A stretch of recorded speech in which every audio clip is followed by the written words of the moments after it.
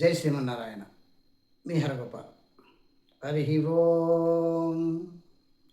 ఈరోజు మనం తెలుసుకోవాల్సిన విషయాల్లో వంటలు చేసే విషయంలో స్త్రీలు పాటించాల్సిన ఒక ముఖ్యమైన విషయాన్ని ఈరోజు మీ ముందు ఉంచుతున్నాను. అది ఏంటంటే, మనం ప్రతిరోజు కాఫీలు, టిఫిన్లు, భోజనాలు అన్నీ తయారు చేసుకుంటుంటాం. ఏ గృహంలో అయినా తూర్పు ఆగ్నేయం కానీ, దక్షిణ ఆగ్నేయం కానీ, అంటే ఆగ్నేయం మూల వంట గది ఉంటుందనేది మనకు తెలిసిన విషయమే. మరి ఆ వంటగదిలో మహిళలు తూర్పు ముఖంగా కానీ, దక్షిణ ముఖంగా కానీ వంటలు చేస్తుంటారు, ఆ ఇంటి సౌకర్యాన్ని బట్టి. మరి అలా చేసినటువంటి వంటకాలని మనం ఆహారంగా భుజిస్తుంటాం.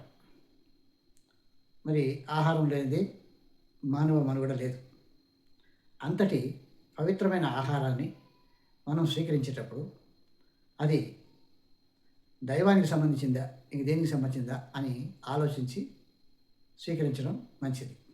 ఇప్పుడు నేను చెప్పే ముఖ్య విషయం ఏంటంటే, మహిళలు వంటలు చేసినప్పుడు, వంట పూర్తయిన తర్వాత, లేదు ప్రసాదాలు చేసినప్పుడు, ప్రసాదాలు పూర్తయిన తర్వాత దక్షిణం వైపు దించరాదు. ఎందుకు అనంటే, దక్షిణం ఆ పాత్రలు పెడితే అవి దేనికి సంబంధించినటువంటి, దక్షిణం వైపు పితృదేవతలు ఉంటారు కాబట్టి అలాంటి ప్రసాదాన్ని మనం స్వీకరించరాదు. పితృదేవతలకు సమర్పించినట్టు అవుతుంది. మరి పక్కనే ఎడమ చేయి వైపు దించుకుంటే హాయిగా భుజించవచ్చు. ఎందుకు అనంటే, ఎడమ చేయి వైపు దించితే అది దైవానికి సమర్పించవచ్చు, ప్రసాదాన్ని స్వీకరించవచ్చు, ప్రసాదంగా మనం కూడా స్వీకరించవచ్చు. మనం స్వీకరించేటటువంటి ఆహారం ప్రతిరోజు కృష్ణుడు సమర్పించినటువంటి, ఆ శ్రీమన్నారాయణ సమర్పించినటువంటి ఆహారం అనుకొని జై శ్రీమన్నారాయణ అంటూ కళ్ళకద్దుకొని ఆహారాన్ని స్వీకరిస్తారు. అలాగే ఆహారం పూర్తయిన తర్వాత కూడా కృష్ణార్పణమస్తు అని అనుకుంటాం.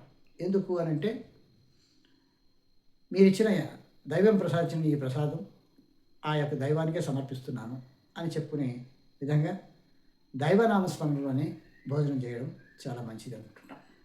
మరి అంతటి పవిత్రమైనటువంటి ఆహారాన్ని